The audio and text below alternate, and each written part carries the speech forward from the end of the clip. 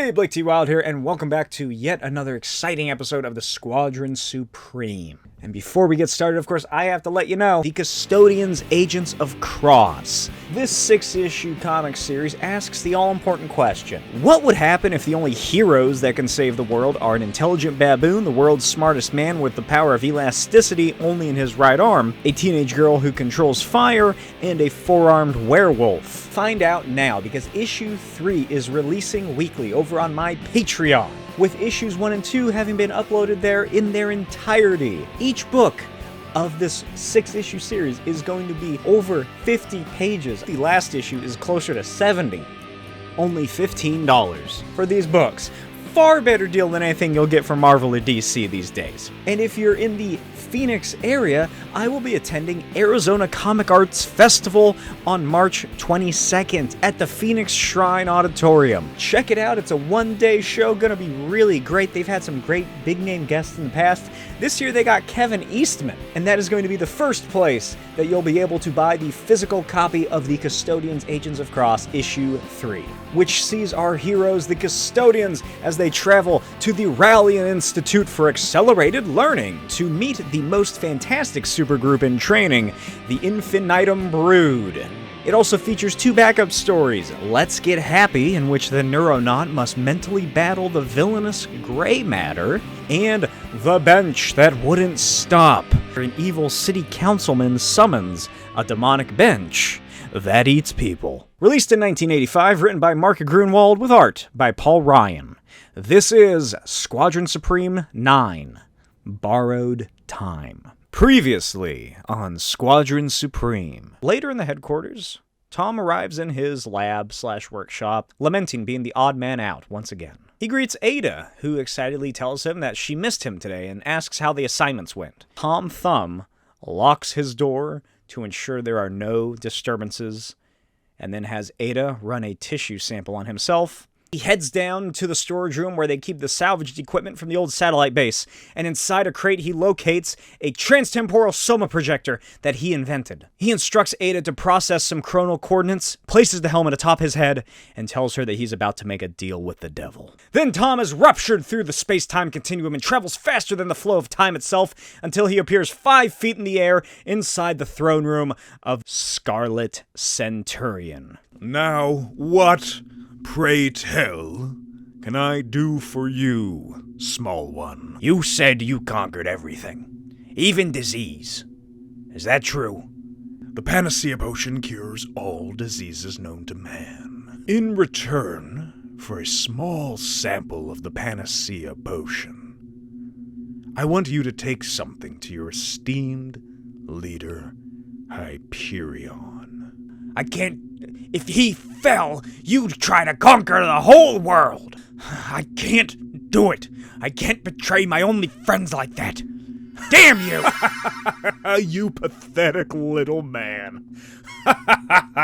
The story begins at the operating room of Squadron City's medical center. Dr. Decibel conducts yet another operation on Hyperion in hopes of reattaching his optic nerves after he totally burnt them out against his battle against the Hyperion doppelganger 1 month prior. Just outside the room, Zarda, aka Power Princess, watches on and ponders if this time it'll work. Because she really needs Hyperion back in action, since she has totally taken over as the leader of the Squadron Supreme, as the head of the Utopia program, and, you know, she kind of fell in love with Hyperion's doppelganger when she thought it was actually him. The operation is concluded, and Dr. Decibel notes that they'll have to wait a few days to see if it works. Meanwhile, Foxfire watches some of these Squadron's old video documents on the Squadron itself and the Institute of Evil. Then she flips through the files and finds the video documents on herself. It notes her information and her powers, specifically that she has the ability to project bioluminescence of an unknown nature that weakens the molecular bonds of any matter and causes it to rot entirely. Horrifying power.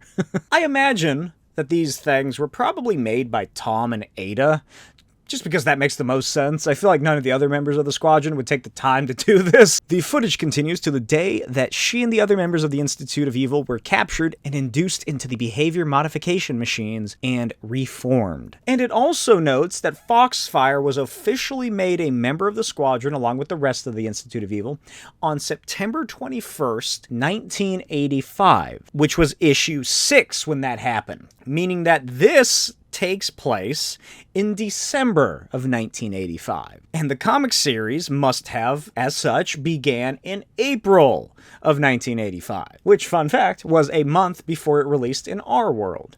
So, just to sort of give you like a neat little rundown of how long it has been since all of this started. I just think it's neat. It adds life to this story, to this universe that we're witnessing. Anyway, Dr. Spectrum sneaks up into the viewing theater behind her and uses his powers to wrap a hard light construct around her face to scare her. She freaks out, smashes the energy tendrils, and prepares to attack when she realizes that it's Doc Spectrum. Spectrum walks her out of the room and he flirts with her, and Foxfire flirts back and says that she knows of a certain recreational activity that she's in the mood for. Meanwhile, at the hospital, Blue Eagle finds Quagmire comatose in his hospital room, and he laments at how he treated the guy, and feels very guilty over his judgment of the former villain. Meanwhile, across town, Whizzer has let Lamprey absorb some of his powers, so they are now both moving at super speeds as they play tennis. Arcana's husband, Phil, heads nearby to check on the kids and finds them jumping and hurtling over and across the Shape, who has turned himself into a human trampoline and is laughing just as much as they are. Phil asks Shape if they're hurting him, and Shape tells him that he can't even feel anything. And Phil tells him to let him or Arcana know if he needs a break, and then heads back to the courts. Which is a very cute scene. I really like the Shape. He's probably one of the best characters just on terms of, like, morality. Because he's been an outcast his whole life. That's probably how he joined up with the Institute of Evils. They're the only people who accepted him, which I assume just meant using his abilities. And he just likes hanging out. He likes chilling. He likes, playing games with kids and entertaining them. Probably because he's, not the brightest. He has some sort of mental deficiencies, obviously. And he relates to him, I'd imagine. It's a scary world out there for the Shape. It's a scary world out there for the kids. So they get along perfectly. And it's super cute, and it's super sad what happens to the Shape. And I won't elaborate on that any further. Elsewhere, at the labs, Tom Thumb and Apex work together on a new device called the Hibernaculum, which is a technological casket that will keep the interred alive via suspended animation. And Apex ponders about how concerned she's become over just how much she's been falling for her scientifically minded fellow hairy cohort, Tom Thumb. Then Tom has a coughing fit and turns red in the face. His eyes water, and spittle ejects into his beard as he stumbles out of the room to go find Ada. He arrives at his office and lies down in the cot and orders Ada to run a scan on him again, as she says that he really needs to inform the others that he's dying of cancer. Tom once again refuses and again tells her to run the scan on himself as he takes a 30-minute nap. And in the dark, Ada watches Tom through blinking, glowing photoreceptors and ponders breaking her directive from Tom, her creator, and telling Apex. Cut to somewhere in the Apache mountain range. Nighthawk and Pinball pilot a helicopter carrying Mink and Remnant as they look for new recruits using the Wizard Supreme Professor Imam's magical crystal called a power pyramid, which is somehow tracking all of the people that Nighthawk wants to find to recruit to his cause. Nighthawk and Remnant then deploy his flying magical carpet, and they find Redstone, who in this panel, just because of how it's colored, looks like he's a giant tree man. But he's not. He's a massive Apache man who does have superpowers and is just massive, but he's not a tree. This looks like they're going to talk to a giant tree man, which throws me off for some reason, even though I've read this series multiple times. Even going back and doing this script for it, it threw me off again. I was like, wait, is Redstone a tree man? Back at the Squadron City's labs, Apex awakens Tom and reveals that Ada did in fact inform him of his condition. She begins to propose various ideas and brainstorm on what they could possibly do, but Tom silences her, saying that he's tried everything there is that they have access to. He even tried bargaining with the Scarlet Centurion in the far future, but he would only hand over the cure for cancer if Tom agreed to poison Hyperion with Argonite. Apex, a former supervillain, suggests that Tom simply steal the cure. And a short while after that, Tom and Ape X bring Lamprey in on this, and Ada apologizes to Tom, but Tom tells her that he can't stay mad at his best girl. Tom and Lamprey then outfit themselves with time harnesses. Ada sets the coordinates, and Ape X wishes them a good luck and to be safe, as the two men are sent thousands and thousands of years through time itself. And they arrive within the Chronopolis, I don't know, whatever this place is called that the Scarlet Centurion runs. Anyway, Lamprey hoists Tom into his arms, and they take off into the air in search of the Centurion's citadel. They continue their flight until Tom finally recognizes the building that he was looking for. Meanwhile, in the past of the present, Zarda enters Hyperion's hospital room, and she notes that they haven't talked since... no. She then goes on to explain that her people, the Utopians, have a way of speaking forthrightly, and she needs to tell him that she loves him. And that's why she fell in love so quickly with Hyperion's duplicate, because she's always been infatuated with him. And Hyperion stumbles his words and says that he's always admired and respected her as well, as a cohort and a co-worker. Then she kisses him. Back in the future, Lamprey and Tom sneak around the Citadel, through the halls, and towards the Temple of Eugenics. Tom races to the door. They open it to find hundreds upon thousands of containers. And in the present, Remnant finishes creating Redstone his costume as they fly to find more recruits for Nighthawk's new revolutionary force called the Redeemers. Yeah. This looks like the stuff Centurion showed me. I almost can't believe it. The potion's mine. I'm gonna live, Lamprey. I'm gonna live. It's playtime, Tommy boy. Do something, Lamp. I gotta protect the serum. Oh, I'll do something, all right. Oh, keep shooting, fucker. Ooh, this 21st century juice feels great. Aw, they all pooped out on me. Look at this. Look at the mess we made. Except for this vial. Everything was destroyed. I'm a sloppy fighter, so what? What if this is the last remaining bit of panacea potion? They must have technology to make more. But what if they don't? What if people die before they can make more? What if they die because of me? Why do I have to be in this position? No, we went through too damn much for this. I can't go back empty-handed. Come on, activate the retrieval mechanism on your time harness. Sir, shall we alert the Chrono Troopers and launch a pursuit? If only the past did not have so many variables.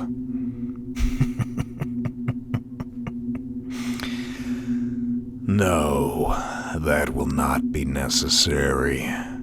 Certain historical events, like Tom Thumb's fate, are known to me.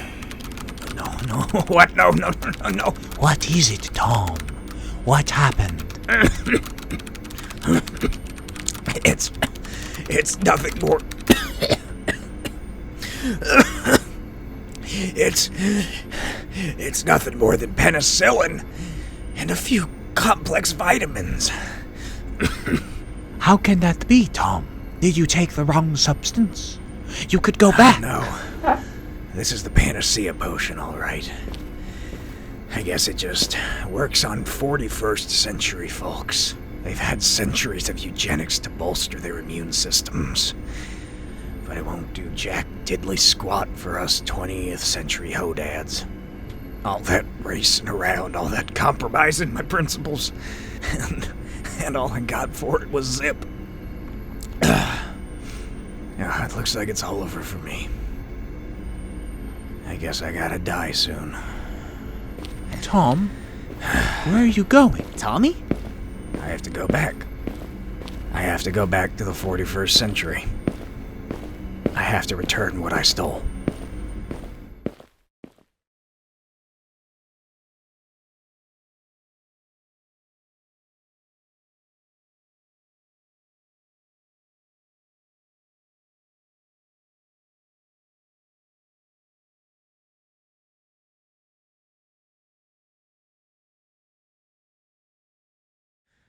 Hope you enjoyed yet another depressing episode of Squadron Supreme.